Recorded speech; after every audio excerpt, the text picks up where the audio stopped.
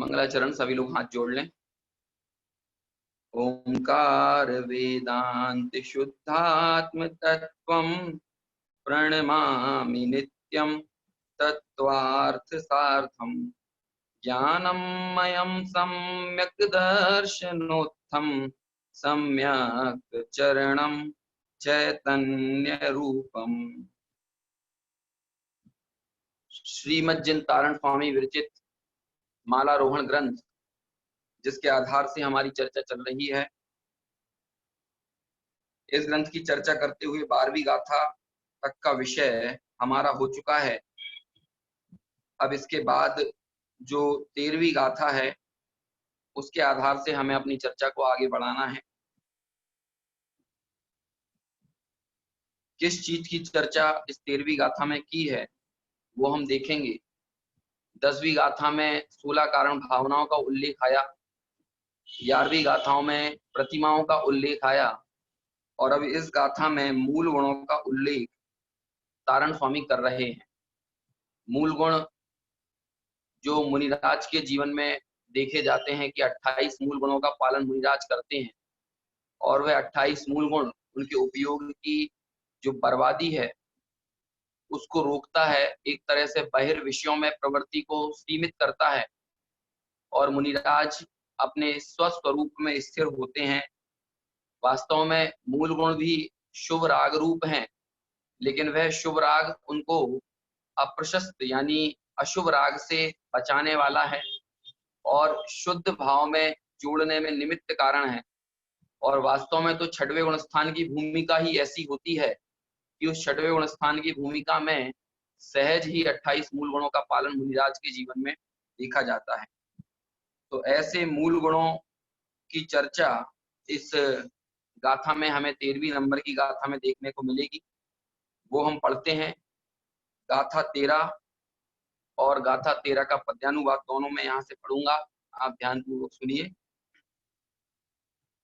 मूलम गुणम पालंत जीव शुद्धम शुद्धम मयम निर्मल धारयित्वम ज्ञानम मयम शुद्ध धरंत चित्तम ते शुद्ध दृष्टि शुद्धात्म तत्वम। पद्यानुवाद। जो मूल गुण को पालता उसे शुद्धता का लाभ हो, पाले जो निर्मल रूप से वो ज्ञान में ही स्थिर रहे। जो ज्ञानमय आचरण को धारे है निर्मल भाव से, वे ही हैं सम्यकवंत और शुद्धात्मा उनको कहें। क्या कहते हैं इस गाथा में? मूलम गुणम पालंत जीव शुद्धम। मूल गुणों को पालने से शुद्धता आती है, यानी जीव पाप विमुक्त होता है ना। पाप पाप विमुक्त होना मतलब जीवन में अप्रशस्त का अभाव होना, अशुभ राग का जाना और शुभ राग का सहज आना।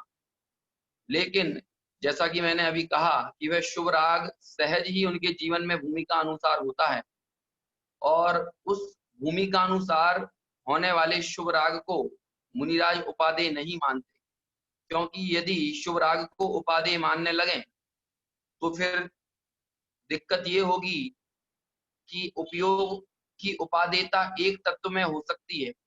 यदि शुभ राग को उपादेय मान लेंगे तो अपने शुद्धात्म तत्व को उपादेय कैसे मानेंगे?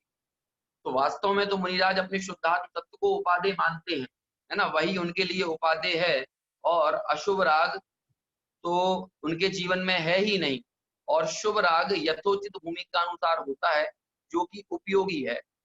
मैंने जब छठवीं गाथा की चर्चा की थी परसों, तो उस समय परसों या कल सुबह परसों की थी, है ना, तो उसमें ये बात आई थी कि शुभ राग यानी पुण्य पुण्य परिणाम या पुण्य का उदय उपयोगी है, और एक शुद्धात्म तत्व वो उपादेय है। और उस दिन मैंने एक उदाहरण भी दिया था कि जैसे किसी व्यक्ति के हाथ की हड्डी टूट जाए और उसे प्लास्टर चढ़ा हो, तो प्लास्टर का चढ़ना तो उपयोगी है ना, लेकिन हड्डी का जुड़ना वो उपादेय है, ठीक है ना। तो हड्डी का जुड़ना वो उपादेय है। इसी तरह जैसे किसी व्यक्ति की दवा चल रही हो, ठीक है, अब वो दवाई जब तक वो खा रहा है, वो दवा का लेना तो उपयोगी है, लेकिन स्वस्थ होना वो उपादेय है। क्या बोला कि दवा का ग्रहण करना तो उपयोगी है, दवा कभी उपादेय नहीं होती। दवा उपयोगी हो सकती है, लेकिन स्वस्थ होना वो उपादेय है ना। समझ में आया। ऐसे ही पुण्य तो उपयोगी हो सकता है भूमिका अनुसार, लेकिन पुण्य कभी उपादेय नहीं होता, और हर भूमिका में वो होता ही है ना। ट्रेन में बैठना उपयोगी है, लेकिन अपनी मंजिल तक पहुंचना वो उपादेय है। यदि ट्रेन हमारे लिए उपादेय हो जाए तो व्यक्ति कभी ट्रेन से उतरे ही ना। तो जब तक जिस भूमिका में जो चीज आवश्यक है वो रहती है ना। एक सवाल पूछा जाता है कि नाव में बैठने से नदी पार होती है कि नाव से उतरने से नदी पार होती है। क्या उत्तर इसका होगा कि नाव में बैठने से होती है, तो फिर नाव में बैठे ही रहो, उतरो मत कभी। इसी तरह नाव से उतरने से होती है, तो बीच मझधार में उतर जाओ तो नदी पार हो जाएगी। तो उसका उत्तर ये है कि भाई सही समय पर बैठने से और सही समय पर उतरने से, है ना। और सही समय पर उतरने से क्या कि जहां पर हमें हमारा गंतव्य मिला, हम किनारे लगे, तो ऑटोमेटिक नदी हमारे लिए कोई कार्यकारी नहीं रहती, वो नाव हमारे लिए कार्यकारी नहीं रहती, और व्यक्ति स्वयं में भी नदी के उस तरफ पहुंचकर, पार पहुंचकर उस नाव से उतर जाता है ना। आप ट्रेन से जाते हैं तो जब आप अपने स्थान से बैठते हैं गंतव्य पर जाने के लिए, और आपको बहुत अच्छा डिब्बा मिल जाए, है ना, आप अपनी सीट को सजाते हैं, संवारते हैं, बहुत अच्छे से रखते हैं, है ना। कोई यदि देखे तो ऐसा लगेगा कि मान के चलो जीवन इधर ही बिताना हो, है ना, इतना ख्याल हम हमारी उस सीट का करते हैं। लेकिन जैसे ही हमारी मंजिल आ जाती है, जहां हमको जाना है, हम उस जगह पहुंच जाते हैं, तो फिर वो सीट हमारे लिए कोई कार्यकारी नहीं रहती। फिर तो सीट पर आकर कोई बैठ जाए, है ना, कोई गंदगी कर दे, हमें उससे क्या प्रयोजन। हमें तो हमारी मंजिल तक के लिए उसका साथ था। ऐसे ही पुण्य भी हर भूमिका अनुसार, हर गुण स्थान में जीव के सहज ही होता है, लेकिन उस व्यक्ति के लिए कभी भी पुण्य उपादेय नहीं होता, है ना। हर प्राणी दवा ग्रहण करते समय, हर व्यक्ति दवा लेते समय ही दवा की अनुपादेयता को मानता है, दवा को मजबूरी मानता है, दवा को जरूरी नहीं मानता है। ऐसे ही पुण्य का परिणाम भूमिका में मजबूरी हो सकता है, लेकिन पुण्य का परिणाम जरूरी नहीं हो सकता। मूल गुण भी मुनिराज के जीवन में जरूरी नहीं है, लेकिन ये तो छठवें गुण स्थान की विशुद्धि है कि सहज ही उनके जीवन में अप्रशस्त भाव नहीं आते, चाहे जैसी क्रिया नहीं होती। यदि मुनिराज भोजन ग्रहण करेंगे तो एकदम चाहे जैसा, जैसे कि अन्य गृहस्थ आदि लोग करते हैं, वैसा भोजन का परिणाम उनके नहीं आएगा। वे अल्प भोजी होंगे, खड़े खड़े आहार करेंगे, और चूंकि आहार को वो उपादेय नहीं मानते, आहार को तो वो क्या मानते हैं कि करें तप बढ़ावन हेत, है ना, पंक्ति आती है ना, तप के बढ़ाने के लिए वे भोजन करते हैं। संयम को साधन के लिए शरीर को यथोचित चारा पानी, दाना पानी डाल देते हैं, लेकिन उनका लक्ष्य संयम की प्राप्ति ही होता है ना। प्रवचन सार ग्रंथ में बहुत सुंदर चर्चा आचार्य कुंद कुंद ने की है, जहां चूली का अधिकार के अंतर्गत उत्सर्ग मार्ग और अपवाद मार्ग की चर्चा आचार्य कुंद कुंद ने की, और उतनी ही सुंदर टीका आचार्य अमृत चंद्र ने की। उन्होंने कहा कि सातवां गुण स्थान तो उत्सर्ग मार्ग का, उत्सर्ग मार्ग यानी कि अन्य कोई विकल्प नहीं, अपने स्वरूप की ही स्थिरता, स्वरूप में अविचल स्थिति, उसका नाम है उत्सर्ग मार्ग। और अपवाद मार्ग यानी होता है जिसमें 28 मूल गुणों का पालन होता है ना, आहार ग्रहण का काम कार्य होता है, मुनिराज का आहार होता है, विहार होता है, और निहार होता है, ठीक है ना, शास्त्र लेखन होता है, प्रवचन होते हैं। प्रवचन करना मुनिराज के आवश्यक कार्यों में से नहीं है ना। शिष्यों को संबोधन देना ये आवश्यक कार्य नहीं है, शास्त्र लिखना ये उनका आवश्यक कार्य नहीं है। ये तो छठवें गुण स्थान की भूमिका में अपवाद मार्ग में उनको विकल्प आते हैं तो ये कार्य करते हैं, है ना। छठवां गुण स्थान में घटने वाली क्रियाएं हो अथवा ना हो, लेकिन इसके बावजूद भी व्यक्ति को केवल ज्ञान हो सकता है। आप अपने जीवन में एक बार भी आहारचर्या को ना निकलें, लेकिन आप केवल ज्ञान प्राप्त कर सकते हैं। शास्त्र लिखना मुनिराज के लिए जरूरी नहीं है, इसके बिना केवल ज्ञान की प्राप्ति कर सकते हैं। लेकिन अपने स्वरूप की अविचल स्थिति, उत्सर्ग मार्ग के बगैर, है ना, कभी भी उत्सर्ग मार्ग के बगैर कभी भी ये समझिए कि केवल ज्ञान नहीं हो सकता या श्रेणी चढ़ना नहीं हो सकता।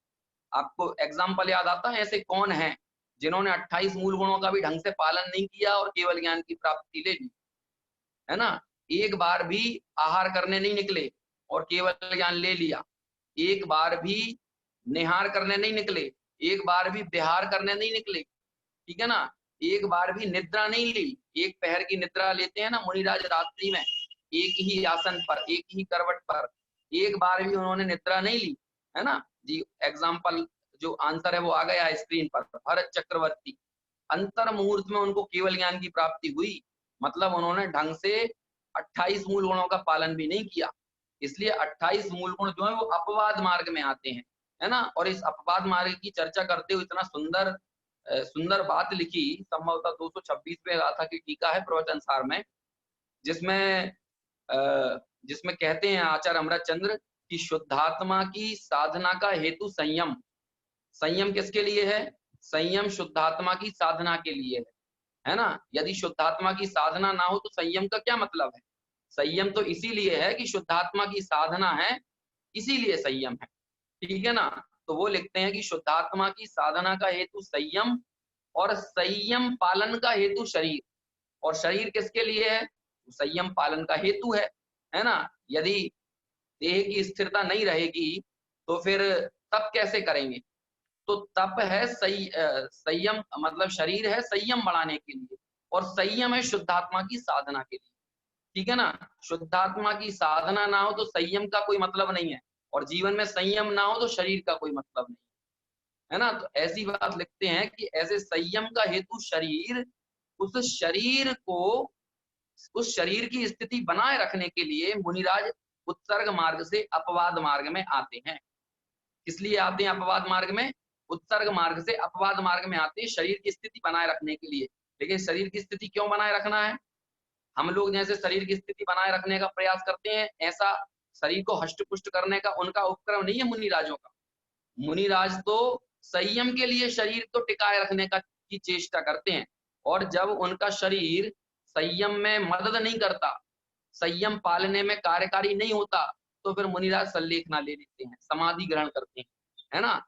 जब तक इस शरीर से संयम सदता है तब तक मुनिराज शरीर को टिकाए रखते हैं, लेकिन जब ये शरीर संयम में बाधा बनने लगे, है ना, इससे उनके आहार शुद्धि आदि करने में उनको दिक्कत आए, अंतराय का परिहार करना उनके लिए संभव ना हो, उनके लिए समिति का पालन करना संभव ना हो, उनके लिए महाव्रतों का पालन करना संभव ना हो, गुप्तियों का पालन करना संभव ना हो, 6 आवश्यकों का पालन करना संभव ना हो, यदि ऐसे उनके संयम के पालन करने में शरीर सहायक नहीं बनता, तो मुनिराज अपने सल्लेखना धारण करते हैं।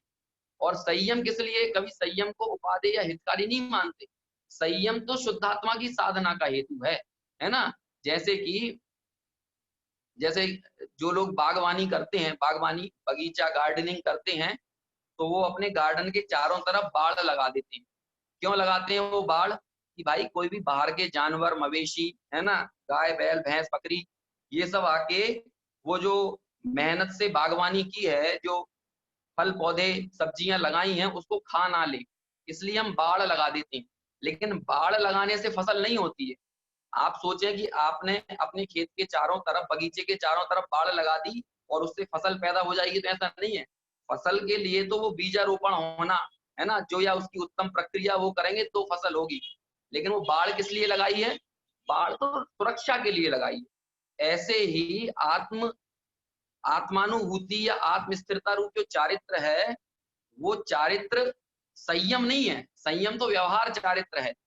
वो संयम को व्यवहार चारित्र इसीलिए कहते हैं क्योंकि ये विषय भोगों की मवेशी बकरियां, है ना, गाय बैल भैंस, ये हमारी अनुभूति में बाधा ना बने, इसलिए संयम की बाड़ लगा दी जाती है। लेकिन धर्म किससे होता है?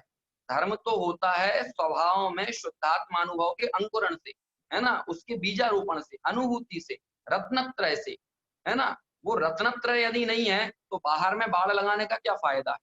ऐसे ही 28 मूल गुण बाढ़ का काम करते हैं, है ना। इसीलिए कितनी सुंदर पंक्ति लिखी, शुद्धात्मा की साधना का हेतु संयम और संयम का हेतु शरीर, है ना। शरीर इसीलिए कि संयम पले और संयम इसीलिए कि शुद्धात्मा की साधना हो।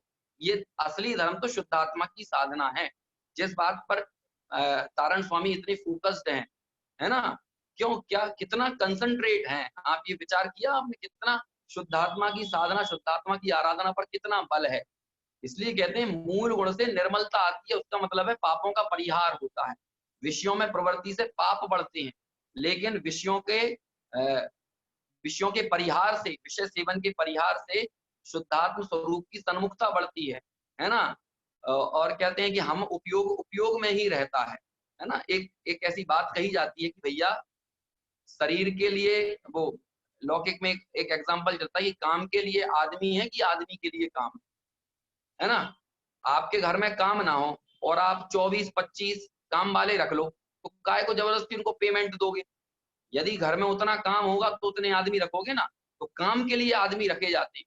अब आदमी है तो जबरदस्ती काम थोड़ी फैलाएंगे, जरूरी नहीं हो, जरूरी नहीं है तो जबरदस्ती काम थोड़ी फैलाएंगे। जितना काम है उतने आदमी रखेंगे। काम के लिए आदमी है कि आदमी के लिए काम?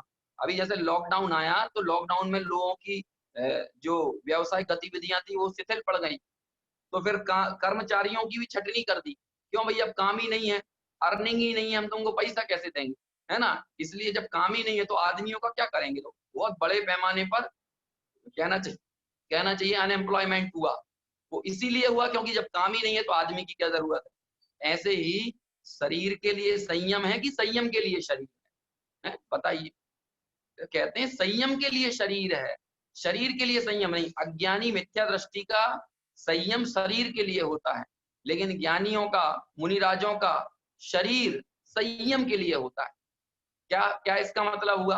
आप देखिए कि लोगों को सुबह से उठते हैं, जॉगिंग करने जाते हैं, डाइटिंग करते हैं, भूखे रहते हैं, है ना? डॉक्टर उनको मना कर दे कि भैया आलू मत खाना, नाइट में भोजन मत करना, सोने और खाने के बीच में 4-5 घंटे का गैप रखना, है ना? नहीं तो तुम्हारा मोटापा बढ़ जाएगा, तुम्हें डायबिटीज हो जाएगी। तो जैसे ही डॉक्टर ने डरा दिया तो भाई साहब संयमी हो गए। मतलब फिर उन्होंने आलू खाना बंद कर दिए, रात्रि में भोजन करना बंद कर दिया, है ना? सूर्य उदय में अक्षय कुमार ने बोल दिया कि दिन में खाना चाहिए, तो अक्षय कुमार की मान लेंगे, लेकिन जिनेंद्र भगवान की नहीं मानेंगे, है ना? क्यों? क्योंकि अक्षय कुमार शरीर को पुष्ट करने वाली बात कहता है, इसलिए वो मानना चाहिए। तो ये अज्ञानी संयम भी शरीर के लिए करता है ना? आप देखिए भूखे रहेगा, प्यासा रहेगा, डाइटिंग करेगा, है ना? बिल्कुल टाइम देख देख के भोजन करेगा, कौर गिन गिन के खाएगा, है ना? तो ये सारा संयम किस लिए करता है? शरीर के लिए करता है। लेकिन मुनिराजों का क्या जीवन है? मुनिराज संयम के लिए शरीर को टिकाए रखते हैं, इसलिए वो अपवाद मार्ग में आते हैं, है ना? तो ये समझना कि मूल गुण से धर्म नहीं है, मूल गुण तो धर्म पालन की बाड़ है। बाड़ मतलब एक सुरक्षा कवच है कि विषय सेवन में जीवन बर्बाद ना हो, है ना? इसलिए मूल गुण को, 28 मूल गुणों का जो भाव है, या छठवें गुण स्थान में जो चारित्र पालन होता है उसको व्यवहार चारित्र कहते हैं, और निज स्वरूप में अविचल स्थिति उसको निश्चय चारित्र कहते हैं। वास्तव में तो व्यवहार चारित्र अचारित्र है ना? वो अचारित्र है। क्यों? क्योंकि निश्चय चारित्र की उसमें कणिका नहीं है। निश्चय चारित्र तो स्वरूप रमण युक्त है, लेकिन चूंकि स्वरूप रमणता के काल में, है ना, स्वरूप रमणता के साथ रहने वाली जो बाहरी प्रवृत्तियां हैं उनको भी चारित्र संज्ञा मिल जाती है। इसलिए अचारित्र में चारित्र का आरोपण या निश्चय चारित्र के सद्भाव में होने वाला बाह्य चारित्र, बाह्य आचरण, बाह्य प्रवृत्ति, उसको व्यवहार चारित्र कहते हैं, है ना? लेकिन निश्चय चारित्र हो तो व्यवहार चारित्र का महत्व है। व्यवहार चारित्र अकेला हो और निश्चय चारित्र ना हो तो फिर वो कोई कार्यकारी नहीं है। कई लोग ऐसा, एक एग्जाम्पल आता है कि भाई एक व्यक्ति अपनी छत पर एंटीना लगा रहा था, है ना? एंटीना आजकल डिश टीवी चलने लगी, वो डीटीएच चलने लगी, तो उससे पूछा क्यों भैया कितने की टीवी खरीद ली, है ना? तो वो बोलता है कि भैया मैं एंटीना लगा रहा हूँ, ये पूछो कि एंटीना कितने का खरीद लिया, ये मत पूछो टीवी कितने की खरीद, है ना? ये अभी एंटीना लगा रहे हैं तो इस चीज का पूछो ना, टीवी का क्यों पूछ रहे हो? तो भाई उससे बोला कि तुम छत पे एंटीना लगा रहे हो या डीटीएच लगा रहे हो तो टीवी होगी तभी तो ये कार्यकारी है ना, बिना टीवी के तो एंटीना और डीटीएच छत पे कोई नहीं लगाएगा। तो वो सामने वाला बोलता है कि भैया 1500 रुपए थे अभी, तो हमने एंटीना लेकर आ गए, डीटीएच लेकर आ गए, जिस दिन 15,000 हो जाएंगे उस दिन टीवी लेके आ जाएंगे। तो यदि कोई ऐसा काम करे तो उसको समझदार कहेंगे, मूर्ख कहेंगे। ऐसे ही अपन लोग भी क्या करें कि व्यवहार चारित्र के एंटीना तो लगाए चले जाएं, लेकिन निश्चय चारित्र का है कि टेलीविजन ना हो, मतलब निश्चय चारित्र ना हो और सिर्फ व्यवहार चारित्र की बाढ़ आ जाए जीवन में, तो वो कितना कार्यकारी। तो ये इसलिए इसको समझना कि मूल गुणों का यद्यपि यहाँ उल्लेख कर रहे हैं, लेकिन साथ में तारण स्वामी मूल गुणों के साथ में शुद्धात्म तत्व की अविचल स्थिति या शुद्धात्मा की आराधना पर भी बल दे रहे हैं। देखिए क्या लिखते हैं, मूलम गुणम पालंत जीव शुद्धम, कि मूल गुणों का पालन करते हुए शुद्धता आती है। शुद्धता इसीलिए कहा क्योंकि अप्रशस्त परिणाम नहीं है, पाप परिणाम नहीं है। और व्यवहार चारित्र को चारित्र इसीलिए भी कहा जाता है क्योंकि वहां पर पाप परिणाम नहीं होता, सिर्फ शुभ राग होता है, इसीलिए भी उसको चारित्र संज्ञा ये दे दी जाती है ना। मूलम गुणम पालंत जीव शुद्धम, मूल गुणों का पालन करने से शुद्धता आती है या निर्मलता आती है। शुद्धम मयम निर्मल धारयित्वम, इसलिए हमें शुद्धता का लाभ हो, इसलिए जीवन में उनको धारण करना चाहिए और शुद्ध रूप से धारण करना चाहिए, मतलब निश्चय चारित्र के साथ व्यवहार चारित्र जीवन में धारण करना चाहिए। ज्ञानमयम शुद्ध धरंत चित्तम, मतलब जो व्यक्ति ऐसे इस ज्ञानमय शुद्ध आचरण को धारण करता है वो क्या है, ते शुद्ध दृष्टि, वे शुद्ध दृष्टि हैं और शुद्धात्म तत्वम, वे शुद्ध दृष्टि हैं और वही शुद्धात्म तत्व हैं। इस तरह से यहाँ पर मूल गुणों की बात कही है ना, और मूल गुणों के साथ साथ उसे निर्मलता के साथ धारण करने की बात कही। तो निर्मलता के साथ धारण करने का मतलब ही ये होता है कि निश्चय चारित्र के साथ व्यवहार चारित्र का यथोचित पालन, है ना। अकेला ऐसा नहीं होता कि सिर्फ क्रिया क्रिया की जाए और स्वरूप की तरफ दृष्टि ना हो, है ना। बनारसी दास जी का एक बहुत सुंदर छंद आता है समयसार नाटक के निर्जरा द्वार में, वहां बनारसी दास जी लिखते हैं, मतलब उन्होंने एक ही छंद में सबको लपेटे में लिया, सबको घेरा, है ना, कि जो अकेले ज्ञान ज्ञान की बात करे और जीवन में आचरण का पालन ना करे, और अकेला आचरण परे लेकिन आचरण को पाले लेकिन उसके जीवन में आत्मज्ञान ना हो, ऐसे सबको उन्होंने लपेटा, है ना। क्यों, क्योंकि दर्शन ज्ञान और चारित्र इनकी संधि है ना। लेकिन वो संधि का कारण क्या है, उस संधि का कारण है शुद्धात्म स्वरूप का सही निर्णय, सच्ची श्रद्धा, उसके बल पर ही ये संधि होती है ना। तो बनारसी दास जी लिखते हैं, जो बिनु ज्ञान क्रिया अवगाहे, जो बिनु क्रिया मोक्ष पद चाहे, जो बिनु मोक्ष कहे मैं सुखिया, ते अजान मूलन में मुखिया। क्या कहा, कौन मूलन का मुखिया है, मूलन का मुखिया यानी मूर्खों का सरदार। कौन है मूर्खों का सरदार, तो कहते हैं जे बिनु ज्ञान क्रिया अवगाहे, मतलब आत्मवात्म ज्ञान तो नहीं है लेकिन क्रिया को अवगाह लिया। अवगाह लिया मतलब ओढ़ लिया, है ना, जंगल में चला गया, है ना, पूरा व्रत तक उपवास करने लगा। लोग रिकॉर्ड बनाने के लिए उपवास करते हैं और बड़ा बल आता है, हाँ मैं भी उस उपवास को देखो, अरे 4 दिन से खाना नहीं खाया, 6 दिन से उन्होंने भोजन नहीं किया, तुम में दम हो तो करके दिखाओ, है। इस तरह की बातें करते हैं लोग, लोगों को बाह्य चारित्र का इतना बल आता है। वास्तव में भोगों का ही ऊर्ध्वासन है, बिना अनुभूति के बाहरी तपश्चरण करना भोगों का ऊर्ध्वासन है। और हमको कोई सीधा चलता हुआ आदमी रास्ते पे दिखेगा तो हमें आकर्षण नहीं होगा, लेकिन कोई मुंडी के बल, हाथ के बल चलता हुआ दिखेगा तो हम उसकी तरफ खिंच जाएंगे, क्योंकि हम जो नहीं करते हैं ना, हमें वो चीज बड़ी अट्रैक्ट करती है। लेकिन कोई चीज हमारे करने या हमारे ना करने से अट्रैक्टिव नहीं होती, मतलब अच्छी नहीं होती। अच्छा तो वो होता है जो अच्छा होता है, हम जो करें या ना करें इससे कोई उसका लेना देना नहीं। मोक्ष मार्ग तो जैसा होना चाहिए वैसा होना चाहिए, हम क्या करते हैं और हम क्या नहीं करते इससे निर्णय मत करो। आजकल लोग कहते हैं तुम में हिम्मत है तो करके दिखाओ, तुम में दम है तो कपड़े उतार के बताओ, है, तुम में दम है तो निर्ग्रंथ दिगंबर मुनि बन के बताओ। अरे क्यों मने, जब अंतर से ऐसी परिणामों की निर्मलता और विशुद्धि नहीं हो तो जबरदस्ती थोड़ी कोई चीज को ओढ़ ली जाएगी। ये कोई चैलेंज देने का काम थोड़ी है, ये सहजता का काम है। लेकिन हम चैलेंज दे देकर लोगों को क्या करते हैं, सत्य तत्व से दूर रखते हैं। चैलेंज तुम में दम है तो करके दिखाओ। अरे भाई, जे बिनु ज्ञान क्रिया अवगाहे, जो बिना ज्ञान के क्रिया को अवगाहता है उसे मूढ़ों को मुखिया कह रहे हैं। बिना आत्मज्ञान के, बिना शुद्धात्म स्वरूप के अनुभवन के जबरदस्ती थोड़ी क्रियाओं को अवगाहा जा सकता है, क्रियाओं को थोड़ी ओढ़ा जा सकता है। यदि आपको इतना ही क्रियाओं का बल है और उसके कारण से आपको लग रहा है कि आप कुछ अच्छा कर रहे हैं, तो ये उल्टा अहंकार को पुष्ट करेगा। कोई व्यक्ति भोगों के अहंकार में मरा जा रहा है, कोई क्रियाओं के अहंकार में मरा जा रहा है। दोनों ही अहंकारी हैं, कोई फर्क नहीं है। एक व्यक्ति को अच्छे भोजन का अहंकार है और एक व्यक्ति को भोजन छोड़ने का अहंकार है। भाई साहब ये कह रहे हैं कि मोह का त्याग करो। लोग बाग त्याग का मोह कर लेते हैं, है ना? लोगों से कहते हैं अहंकार का त्याग करो, लोग त्याग का अहंकार कर लेते हैं। लेकिन आप अहंकार तो छोड़ नहीं रहे, अल्टीमेटली बने हुए तो अहंकारी ही हो। तो उससे फर्क क्या पड़ जाएगा? जे बिनु ज्ञान क्रिया अवगाहे, जो बिना ज्ञान की क्रिया को अवगाहता है। लोग कहते हैं तुम में दम है तो एक टाइम भोजन करके जीवन चला के बताओ, तुम में दम है तो घर छोड़कर बताओ। अरे क्यों चैलेंज दे रहे हो? चैलेंज देने की चीज थोड़ी है। और यदि चैलेंज देना ही है तो सच्ची बात है उसका चैलेंज दीजिए। भाई सम्यक दर्शन की प्राप्ति करो, स्वानुभव करो। घर छोड़ने से सम्यक दर्शन नहीं होगा, घर को समझने से सम्यक दर्शन होगा। यदि हम हमारे स्वरूप के का निर्णय नहीं है और वनखंडादि में चले जाएं, अब वो क्या होता है दिक्कत कि लोग घर छोड़ देते हैं, चले जाते हैं वनखंडादि में और वहां जाके भी मिलता जुलता कुछ नहीं है। और उल्टा क्या होता है, अब घर तो छोड़ दिया है, अब यदि यही कहेंगे कि भैया हमें कुछ नहीं मिला तो लोगों का अटेंशन कैसे मिलेगा? तो उस अटेंशन के लिए कहते हैं कि घर में सुख नहीं है, घर में सुख नहीं है। अब कोई समझ वमझ के नहीं कह रहे हैं?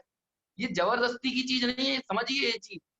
आप सोचिए बलभद्र और श्री कृष्ण, बलराम और श्री कृष्ण, द्वारिका जल रही थी, हर एक व्यक्ति को बोल रहे थे कि भाई जिसको दीक्षा धारण करना है दीक्षा ले लो, है ना? जिसको व्रत धारण करना है, जिसको श्रावकपना लेना है, जिसको प्रतिमाएं लेना है, जिसको मुनि पद धारण करना है, आर्य का पद लेना है, वो धारण करो।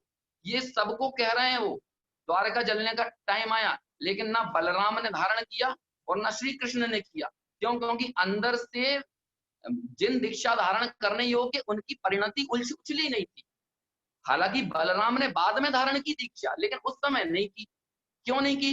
क्योंकि जबरदस्ती की चीज नहीं है। घर में दिक्कतें हो, परेशानियों, इसलिए उन परेशानियों से भाग के दीक्षा धारण नहीं होती। द्वेष पूर्वक उदासीनता नहीं आती। अरे बाल बच्चे परेशान करते हैं, पत्नी परेशान करती है, कर्जा हो गया है करोड़ों रुपए का, तो चलो दीक्षा ले लो। ऐसे दीक्षा नहीं होती। तकलीफों से, अरे जब आपको अनुकूलताओं से भी वैराग्य आए तो सच्चा वैराग्य है। प्रतिकूलताओं से तो दुनिया को वैराग्य आता है। हमें ये बताइए, हमें बाल बच्चे कब लगते हैं? हमें कब वो छह ढाला की पंक्तियां याद आती हैं? सुत दारा होए न सीरी, सब स्वार्थ के हैं, सब स्वार्थ के हैं भीरी। जब बाल बच्चे हमारे अनुकूल परिणमन ना करें, बच्चे हमारी बात ना सुने, तो तब हमको लगता है कि सही बात कही है भैया जनागम में, सही बात कहते हैं भगवान। लेकिन जब बाल बच्चे आपको यूरोप अमेरिका घुमा रहे हो, जब बाल बच्चे आपकी बहुत अच्छी सी सेवा और खिदमत कर रहे हो, तब ये विचार आया कि सुत धारा होए न सीरी। तब लगा कि मैं एकाकी एकत्तुलिये सब ही आते, तन धन को साथी समझा था, पर ये भी छोड़ चले जाते। मेरे ना हुए ना मैं इनसे, अति भिन्न अखंड निराला हूँ। तभी ये विचार आया जब अनुकूलताएं जीवन में रही। प्रतिकूलताओं में तो दुनिया को वैराग्य आता है, अजैनों को आ जाता है। जिसने जिनवाणी को कभी पढ़ा ना हो उसे वैराग्य आ जाए। ऐसे शमशान वैराग्य से कुछ नहीं होने वाला है। वास्तव में निर्णय पक्का होना चाहिए, इसलिए जोर जबरदस्ती नहीं है। जो बिनु ज्ञान क्रिया अवगाहे, उसे कह रहे हैं उड़न के मुखिया। जबरदस्ती की चीज नहीं है? देखिए उस समय ये विचार भी करते हैं। आप उत्तर पुराण उठाकर पढ़िए, गुणभद्राचार्य ने वर्णन किया है श्री कृष्ण कैसा विचार करते हैं कि अहो ऐसी जैनेश्वरी दीक्षा धारण करने का विचार मुझे क्यों नहीं आता है। वो सोचते हैं, क्योंकि अंदर से परिणति क्यों नहीं उछल रही। वो जिन दीक्षा को उत्तम मान रहे हैं, लेकिन फिर भी जबरदस्ती में जिन दीक्षा धारण नहीं कर रहे हैं। क्यों? क्योंकि जबरदस्ती में यदि जिन दीक्षा धारण करेंगे तो जिन दीक्षा को कलंकित करेंगे। जिन दीक्षा को कलंकित नहीं करता ज्ञानी, वो ज्ञानी है। बलराम ज्ञानी है, बाद में जिन दीक्षा धारण कर रहे हैं, लेकिन उस समय नहीं कर रहे हैं। आपने कभी विचार किया प्रथमानु योग की कथाओं को? सोचिए, कोई ये कह सकता था ना, नेमिनाथ भगवान को बारात बुलाने की क्या जरूरत पड़ी? 15 दिन पहले, 4 दिन पहले ले लेते, बेचारी राजुल की जिंदगी तो ठीक रहती। बीच बारात के बीच में उन्हें दीक्षा लेने की क्या जरूरत पड़ी? 4 दिन पहले नहीं सोच सकते थे? अरे भैया परिणति दीक्षा लेने के लिए तभी उछली हो तो कोई क्या करे? बारात के बीच में ही असली वैराग्य जन्मा हो कि जिन दीक्षा के लिए जाना हो। तो उन्हें कोई क्लाइमेक्स थोड़ी खड़ा करना था। उन्हें ऐसा क्लाइमेक्स थोड़ी, ये रिटर्न स्क्रिप्ट थोड़ी चल रही है, फिल्म थोड़ी चल रही है। ऐसी मायाचारी ज्ञानियों के जीवन में नहीं होती। और तीर्थंकर जैसे महापुरुष, आप सोचिए, अरे भाई पहले शादी करने का विचार था तो शादी करने जा रहे थे, और शादी करने के बीच में, बारात के बीच में उन्हें विचार आया कि नहीं भाई, मुझे इन भोगों में नहीं फंसना है, मेरे को जिन दीक्षा धारण करना है, तो उन्होंने तभी जिन दीक्षा धारण की। इसमें क्या बात है, जबरदस्ती की चीज थोड़ी है। जिसे मैं बार बार कह रहा हूँ, जब सहजता से ये बात आएगी, लोग चैलेंज देने लगते हैं, तुम में दम है तो करके दिखाओ। अरे क्यों करे? जो देखिए, या तो विकल्पों की पूर्ति होती है या विकल्पों का अभाव होता है। विकल्पों के साथ जबरदस्ती नहीं चलती, और ज्ञानियों का जीवन ऐसा ही होता है। आप पूरे 24 तीर्थंकरों का जीवन देख लीजिए, चक्रवर्ती का जीवन देखिए, 9 बलभद्रों का जीवन देखिए, नारायण प्रति नारायण का जीवन देखिए। जो विकल्प आता है उसके साथ खींचतान नहीं करते, हालांकि विकल्पों को उत्तम भी नहीं मानते। तीर्थंकर कभी विकल्प को उत्तम नहीं मानते, लेकिन विवाह करने का विकल्प आता है तो विवाह करते। आपको एक और गजब की चीज बताऊं, 24 तीर्थंकरों में से कोई ब्रह्मचारी नहीं होता है। इस काल में जो 5 लोग ब्रह्मचारी हुए वो हुंडा और सरपणी काल के कारण हुए हैं। क्यों? क्योंकि उनका ऐसा उदय नहीं होता है कि उनको क्योंकि विवाह होना ये वीर्यांतराय कर्म का क्षयोपशम है ना, और असाता वेदनीय का अनुदय, उसके परिणाम स्वरूप विवाह होता है। तो ऐसा अप्रशस्त रूप जीवन में उनका होता ही नहीं है। वो इतने पुण्यशाली होते हैं कि उनका विवाह होता ही होता है ना। ये लोग इससे महिमा करते हैं लोगों की, कि जो विकल्प आता है उस विकल्प की सहज पूर्ति करते हैं, लेकिन उस विकल्प को कभी उत्तम नहीं मानते, उपादेय नहीं मानते। हमें लगता है हम बड़ा जबरदस्ती का जीवन जी रहे हैं। एक तो भोग में घुसे हुए हैं, और तब भी कहते हैं कि भैया भोग अच्छे नहीं है, भोग अच्छे नहीं है। मुंह से तो बोल रहे हैं भोग अच्छे नहीं है, लेकिन मन अंदर में तो वही मजा पड़ा हुआ है। लेकिन ज्ञानियों की अनासक्ति ऐसी रहती है कि भोगों के बीच में रहकर भी अपने स्वभाव का अनुभवन करते हैं। वो जीवन जीते, हम बाहर से चीजों का निर्णय करते हैं, बाहर उसने क्या छोड़ा है? आपको आपको इसमें बल लगता है, और हमें वही व्यक्ति ज्यादा अच्छा लगता है ना। हम यदि हम जीवन में हमसे अभक्ष्य भक्षण हो रहा है और कोई अभक्ष्य छोड़ देगा तो हमें वो बड़ा अच्छा लगेगा, है ना। देखिए, यथोचित उसकी उसकी महिमा भी जिनवाणी में गाई गई है। लेकिन मैंने जो पहले भी कहा था कि आलू की सब्जी खाने से धर्म नहीं है, लेकिन लौकी की सब्जी खाने से भी धर्म नहीं है। समझ में आया ना? बस लौकी की सब्जी को उपादेय इसीलिए कह दिया क्योंकि इसमें अपेक्षाकृत हिंसा कम है। और आलू खाने वाले जीव के परिणाम कितने चंचल होंगे, जो इतनी महाभयंकर स्थावर जीवों की हिंसा होने के काल में भी जैसे अपने आनंद की पड़ी है, जैसे अपने रस की पड़ी हुई है। तो आप सोच लीजिए उस व्यक्ति की कितनी चंचलता है, और इतने चंचल परिणाम वाला जीव कभी भी अपने स्वरूप का अनुभव कर सकता है? चलो, जैनियों के साथ एक बड़ी कमाल की चीज हो जाती है, वो प्याज खाना छोड़ देंगे, आलू खाना छोड़ देंगे, लेकिन दुकानों में बेईमानी करना नहीं छोड़ेंगे। बेईमानी करना आपको अभक्ष्य भक्षण लगा है कभी? अभक्ष्य भक्षण से बड़ा पाप लगा है कभी? कभी नहीं लगा। आपको आपसे चींटी मर जाएगी तो आपको लगेगा कि आपने कोई गलत काम किया, लेकिन जब आप पर्यावरण का प्रदूषण करते हैं तब लगता है कि ये गलत काम है। जबरदस्ती कहना चाहिए पंखा को चला रहे हैं, जबरदस्ती पानी को फेंक रहे हैं, जबरदस्ती वायु प्रदूषण कर रहे हैं, ध्वनि प्रदूषण कर रहे हैं। ये सब भी बहुत घातक चीज है। जबरदस्ती पेड़ पौधों को तोड़ रहे हैं। तो ये भैया लकीर के फकीर नहीं बनना चाहिए कि भाई वो तो अभक्ष्य का भक्षण नहीं करना, ये नहीं करना, ये तो सोच लिया, लेकिन इसके बावजूद भी हमारे जीवन में बहुत सारी चीजें ऐसी रहती हैं। गरीबों का खून चूसने में दिक्कत नहीं होती है, ये गरीबों का खून चूसने में भी तो परिणामों में कितनी चंचलता है।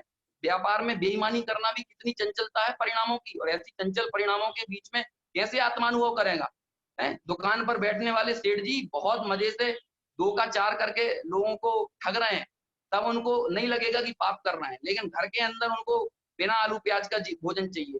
वो अच्छी बात है, मैं ये नहीं कह रहा हूँ कि भाई आलू प्याज खाने लगो, है ना। लेकिन हम कह रहे हैं कि सही सब चीज का सही ढंग से निर्धारण कीजिए, आधा अधूरा जीवन मत चलाइए।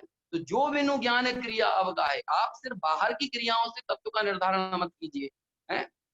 ये जो उज्जैन में कुंभ भराता है, इस उज्जैन के कुंभ में नागा साधु आते हैं, है ना, हिंदू संप्रदाय के, जो भभूत अभूत लपेटे रहते हैं। आपको मालूम है उज्जैन का कुंभ जब भराता है वो मई का महीना चलता है, अप्रैल मई का, एकदम तपती हुई गर्मी, जेठ की गर्मी होती है। उस गर्मी में वो क्षिप्रा नदी के तट पर रेत रहती है, वहां पर उस रेत में बैठकर क्या करते हैं, वो पंचाग्नि तप करते हैं, है ना। अगल बगल में धुआं उठता रहता है, ऊपर से सूरज की एकदम चिलचिलाती हुई गर्मी, और बगल नीचे रेत, तपती हुई रेत, और बगल में क्या करते हैं, धूनी रमा लेते हैं, धुआं निकलता रहता है, कन्नों की धुनी, और शरीर पर धूल लपेट लेते हैं। तो और धूल लपेट ली तो और शरीर गर्म होगा, मतलब कंकड़ पत्थर लपेट ली तो और चिकेगा। इतने में वो 4-4 6-6 दिन तक वो लगातार तपस्चरण करते हैं। अब आप कहने लगो तुम में दम है तो इतना करके दिखाओ। भाई साहब वो तप करना ही उनका अहंकार का विषय बन गया है। हम ये समझ नहीं पा रहे हैं चीजें। ऐसे ही मुनिव्रत धार अनंतवार ग्रैवक उपजायो, अनंतवार ग्रैवक में गया, मुनिपद धारण किया, हर तरह का मुनिपद धारण किया। ये तो मैं कह रहा हूँ अहंकार सहित मूल गुणों के पालन की बात। लेकिन अनेकों बार हमने पवित्रता के साथ मूल गुणों के पालन किए, लेकिन तब भी ये निर्णय नहीं किया कि मैं कौन हूँ। अब इस स्वरूप के निर्णय के बगैर बताइए जीवन कैसा है।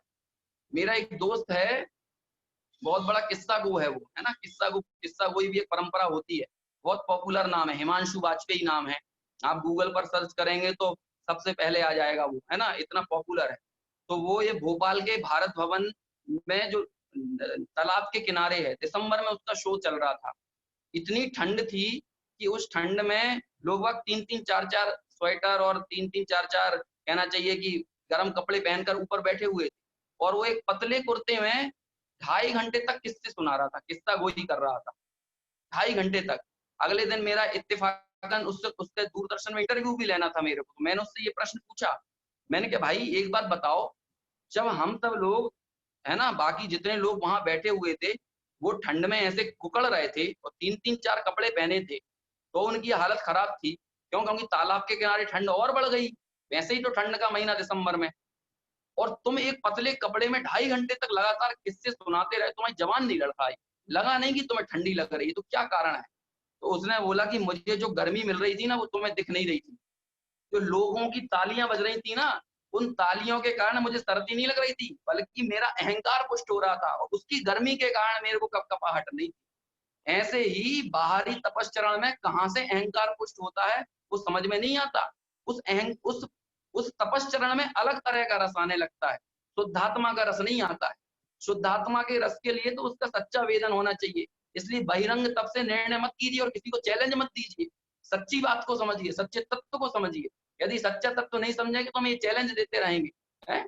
लोगों ने तो अनेकों महान विद्वानों को इसलिए नकार दिया, टोडरमल जी को, दौलत राम जी को, पंडित बनारसी दास जी को, पंडित जयचंद जी छावड़ा को, है ना, सागार धर्मामृत अनगार धर्मामृत लिखने वाले पंडित आशाधर जी को।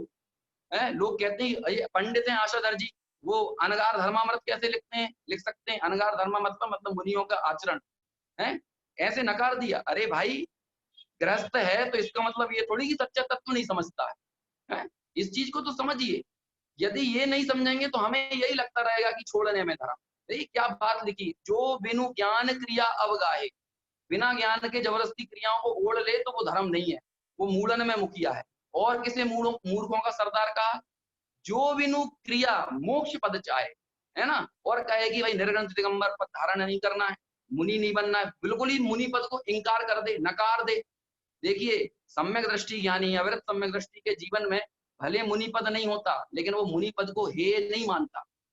वो यही मानता है नग्गो ही मोक्ष मग्गो, नग्नता ही मोक्ष मार्ग है। उसके अंतर में ये श्रद्धान रहता है। अष्टपाहुड़ की गाथा है ना, आचार्य कुंद कुंद ने लिखा है, नग्गो ही मोक्ष मग्गो शेषा उन मग्गयम सब्बम, बाकी सभी उन्मार्गी हैं।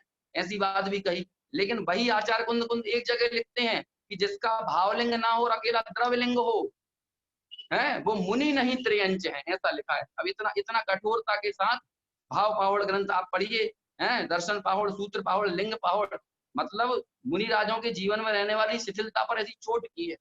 तो भैया ये संधि होती है, आधा अधूरा काम नहीं होता है ना। वो यहाँ लिख रहे हैं, जो बिनु ज्ञान क्रिया अवगाहे, जो बिनु क्रिया मोक्ष पद चाहे। बस कुछ नहीं, बस खाते खाते मोक्ष हो जाएगा, मस्त जीवन जीते जीते, नहीं, ऐसा नहीं है भाई। श्रेयस्कर तो मुनि मार्ग ही है, लेकिन मुनि मार्ग के लिए वैसी परिणति उछलना चाहिए। यदि बिना परिणति उछले, बिना पुरुषार्थ जागृत हुए जबरदस्ती में मुनि पद धारण करेगा तो क्या करेगा? तो जिन लिंग को कहीं ना कहीं दूषित करने का काम करेगा, है ना। यही कारण है कि बलराम बलभद्र जब द्वारका जल रही थी तो मुनि पद धारण नहीं किया, लेकिन बाद में धारण किया। आदिनाथ भगवान 83 लाख पूर्व तक उन्होंने तब भोगों में जीवन बिता दिया, 83 लाख पूर्व।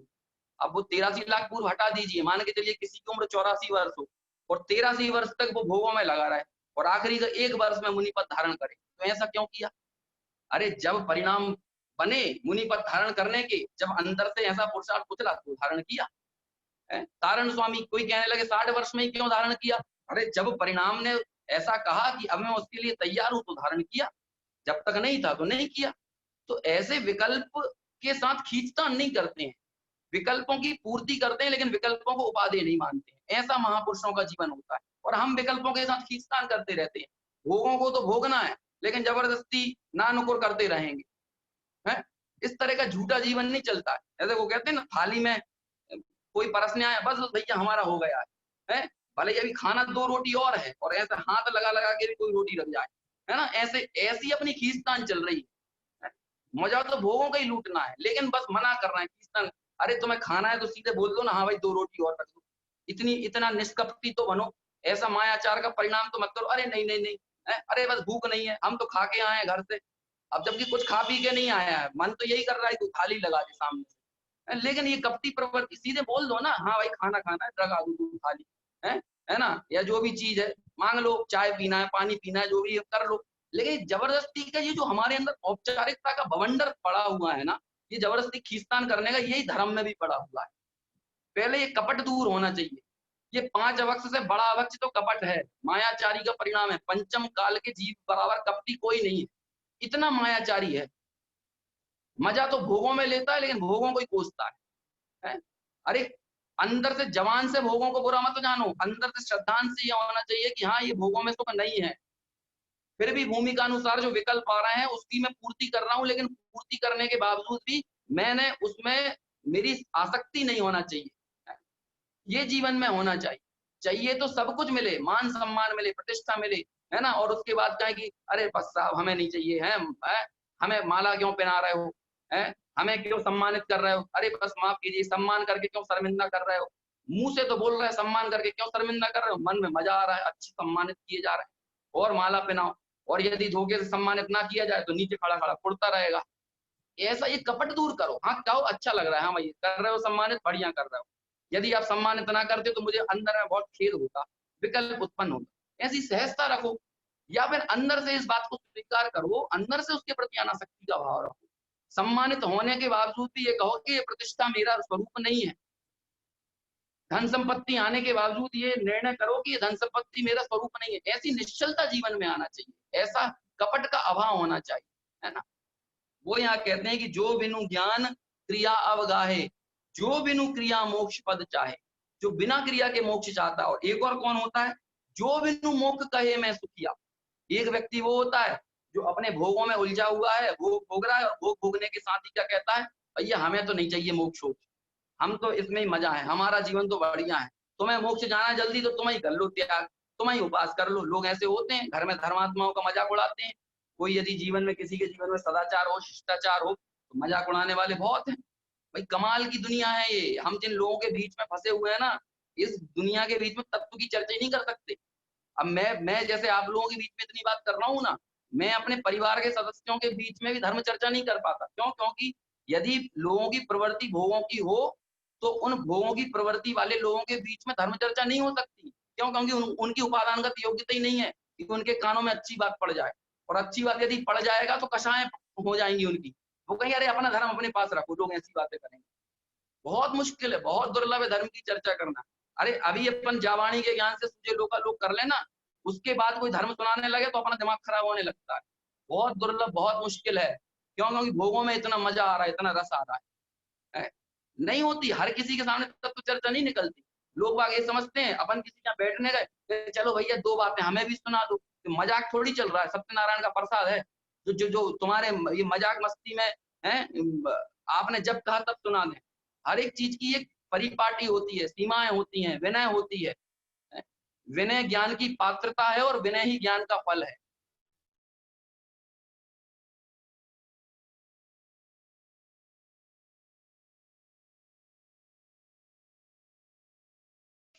क्या कह रहे हैं? ज्ञान होने के बाद विनय आना चाहिए, और ज्ञान भी उसे ही आता है जिसकी विनय हो, जिसके पास विनय होती है। इसलिए विनय ही ज्ञान की पात्रता है। यदि आप ज्ञान के पात्र हैं या नहीं, ये इसके लिए विनयवान होना पड़ेगा। और ज्ञान होने के बाद यदि विनम्रता नहीं आई है तो समझिए कोई ज्ञान व्यान का कोई मतलब नहीं है। इतनी विनम्रता आना चाहिए। आप लोगों को लड़ाएं, लोगों को भिड़ाएं, हैं, कठोर कठोर वचन बोलें, हैं, लोगों से उल्टी बातें करें, लोगों के बीच में कलेश पैदा करें, बॉर्डर बना दें, सीमाएं बना दें, सरहदें बना दें, तो ये सरहदें बनाना, ये कठोरता लाना, ये कटुता लाना, जिंदगी में जहर घोलना, ये कोई ज्ञान का फल नहीं है, ये ज्ञान का परिणाम नहीं है। पहले में पहले तो ज्ञानी बोलता नहीं है, और यदि बोलता है तो हित मित प्रिय वचन बोलता है, हितकारी वचन बोलता है, मीठे वचन बोलता है, प्रिय वचन बोलता है। मुनि राजाओं के जीवन में यही समिति है, उनकी भाषा समिति है। पहले तो वचन गुप्ती है, पहले तो कहते हैं भैया ना बोलो वो अच्छा है ना। एक सुंदर वाक्य आता है ना कि तुम मौन रहो, तुम मौन रहो, जितना हो सके तुम मौन रहो, या फिर कुछ ऐसी बात कहो जो चुप रहने से बेहतर हो, या तो फिर ऐसी बात करो। इसलिए भैया भोगियों के बीच में या तो चुप रहो या उनकी हाँ में हाँ मिलाते रहो। वो कहेंगे पैसों की बात, वो करेंगे धंधे की बात, वो करेंगे दुनियादारी की बात, वो करेंगे लौकिक चीजों की बात, तो ठीक है मुंडी हिलाते रहो, अपन क्या कर सकते हैं, अब अपने काम की चीज नहीं है, जाके करना पड़ता है वही सब चीजें। क्यों? क्योंकि हर किसी के सामने चर्चा नहीं हो सकती। भवि भागन बच जोगे बसाए, भव्य जीवों के भाग्य से जिनवाणी की बात कानों में पड़ती है, और जिसके कान में रोग हो तो उसके कान में यदि साफ पानी भी यदि डले ना तो वो भी दर्द देता है, साफ पानी भी यदि कानों में पड़ जाए। तो ऐसे ही जिनेंद्र भगवान के वचनामृत भी कई लोगों के कानों में पड़े तो उन्हें गुस्सा आती है, वो उसमें विरोध तलाशते हैं, है ना। वो जैसे श्रोताओं का विचार धरसेनाचार्य ने किया था ना, उसमें एक प्रकार के श्रोता गौच की तरह होते हैं कि शुद्ध तात्विक बात भी हो रही होगी ना, वहां से भी विरोध लेके आएंगे, है ना। जैसे गौच यदि थन पर भी लगी हो, गाय के थन पर, तो दूध नहीं पीती, खून पीती है। ऐसे ही तत्व चर्चा के बीच में भी विषम बात को खड़ा करेंगे, विरोध को खड़ा करेंगे, उल्टी बात को ग्रहण करेंगे, ऐसी प्रवृत्ति होती है। तो ये सब चीज समझना चाहिए। तो मैं ये जो बात हुई ना, जो बिनु मोक्ष कहे मैं सुखिया, बिना मोक्ष के ही अपने को संसार में सुखिया मान रहे हैं। अब जो भैया संसार में आप अपने आप को सुखिया मान रहे हो, तो तारण स्वामी की वो बात ही नहीं सुनी आपने, संसार दुखम जेनर विरक्तम, आप संसार के दुखों से विरक्त ही नहीं हो, आपको संसार में ही मजा आ रहा है, बिना मोक्ष के ही आप अपने आप को सुखी मान रहे हो, है? तो फिर ऐसे कैसे काम चलेगा, ऐसे कैसे जीवन चल सकता है ना। ये सारी चीजें बहुत समझने की, जानने की, विचार करने की, गंभीरता पूर्वक सोचने की हैं। जो बिनु मोक्ष कहे मैं सुखिया, ते अजान, वो अज्ञानी है, मूढ़न, मूर्ख है। और इतने पे ही बनारसी दास जी नहीं चुप रहे, उन्होंने कहा ते अजान मूढ़न में मुखिया, वो मूर्खों का, अज्ञानियों का सरदार है, सिरमौर है, जिसके अंदर ये 3 लक्षण पाए जाते हैं।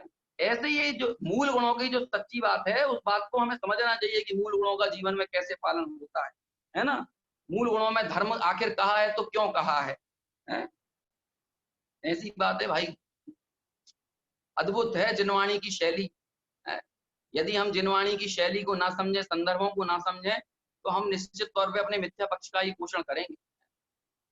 खैर, एक ही गाथा हो पाई और समय भी हो गया, क्योंकि मैंने जब इस कक्षा की जिम्मेदारी ली थी तो मैंने पहले ही बोला था, मुझे मालूम नहीं है मैं आपका सिलेबस कंप्लीट करवा पाऊंगा या नहीं करवा पाऊंगा, है ना। मैं तो अपनी चर्चा करूंगा, जैसे मेरे से सहज चर्चा का मेरा सा विचार बनेगा वैसी चर्चा करूंगा, है ना। और आपकी परीक्षा लेना, आपका सिलेबस कंप्लीट कराना, ये मेरे उद्देश्य या लक्ष्य में से भी नहीं है ना। वास्तव में तो जिनेंद्र भगवान की बात समझ में आए, आचार्यों की बात समझ में आए, तारण स्वामी की बात समझ में आए, और उसे हम हृदयंगत करने के लिए प्रेरित हों, मेरी तो ये भावना थी, है ना। फिर भी मैं भाई एक परिपाटी है तो बता देता हूँ कि परसों आपका एग्जाम है ना।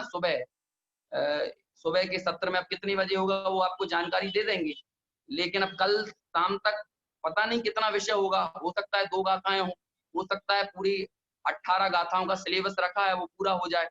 और एक अमूल्य तत्व विचार और तारण स्वामी का परिचय।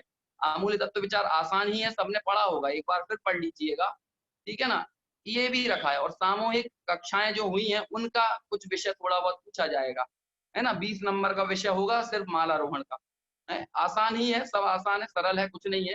खैर ये तो औपचारिक चीज है, वास्तव में सच्चा परिणाम तो, है ना, तत्व की बात समझ में आए ये सही फल है।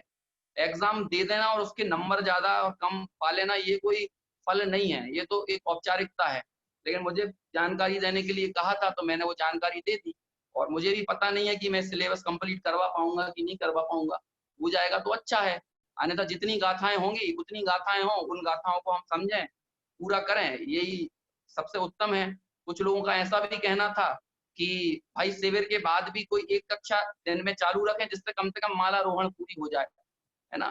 खैर वो देखेंगे शिविर के बाद जैसी व्यवस्था बनेगी, लोगों की रुचि होगी उस हिसाब से सोचेंगे, अन्यथा तो शिविर तक ही कक्षा चलना है, ऐसी बात है। कल शाम को एक तरह से अंतिम कक्षा रहेगी और उसके बाद यदि कुछ विचार बना तो फिर आगे सिर्फ शाम के समय एक कक्षा ली जा सकती है, क्योंकि मेरे को भी सुबह के समय वर्क फ्रॉम होम में कार्यालयीन कार्य करना पड़ता है। अभी तो मैं 5 दिन की छुट्टी लेकर बैठा हुआ हूँ, है ना? इसीलिए सुबह की कक्षा ले पा रहा हूँ। खैर जैसा भी है, कल तक जितना विषय होगा उतना विषय तो हम करेंगे ही, लेकिन आपको बता दिया कि 18 गाथाओं तक का सामान्य जो चर्चा की है, उसके आधार से परीक्षा ली जाएगी। तो जो लोग परीक्षा दे रहे हैं, परीक्षा देना ही चाहिए, आप सम्मिलित हुए हैं तो देना ही चाहिए, बचना नहीं चाहिए उससे। जैसा भी दें, है ना? कम ज़्यादा नंबर का विचार ना करें, हैं? तो ऐसा सोच के परीक्षा करें, क्योंकि शिविर जो लगाया है उसकी एक व्यवस्था है। जिन लोगों ने आयोजन किया उन लोगों का भी उत्साहवर्धन होगा, आप ज़्यादा से ज़्यादा जुड़ेंगे, है ना? परसों सुबह के सत्र में परीक्षा रहेगी। अब वो 9 बजे से 10 बजे रहती है, 10 बजे से 11 बजे रहती है, ये आपको कल जानकारी मिल जाएगी। कल तक आपको जानकारी मिल जाएगी। मैंने सिलेबस बता दिया है। मालारोहण की 18 गाथाएँ, अमूल्य तत्व विचार और तारण स्वामी का सामान्य परिचय, है ना? उसमें से प्रश्न है और बाकी जो सामूहिक कक्षाएँ चली हैं, उनके आधार से सिंपल सरल क्वेश्चन रहेंगे। बहुत टफ नहीं है ना? एक एक परिपाटी, एक औपचारिकता निभाना है, उसके लिए ये सब किया जा रहा है। वास्तव में तो इन भगवंतों की बात को हम हृदयंगम करें और संसार, शरीर और भोगों से विरक्त होकर अपने स्वरूप के निर्णय करने के लिए अग्रसर हों, ऐसी मंगल भावना है। इसी मंगल भावना के साथ अभी के अपने विषय को यहीं पूर्ण करता हूँ। बाकी शेष चर्चा आगे कल करेंगे। जिनवाणी स्तुति। जावाणी के ज्ञान से सूझे लोकालोक, सो वाणी मस्तक नमो सदा देत पद ढोक, सदा देत पद ढोक।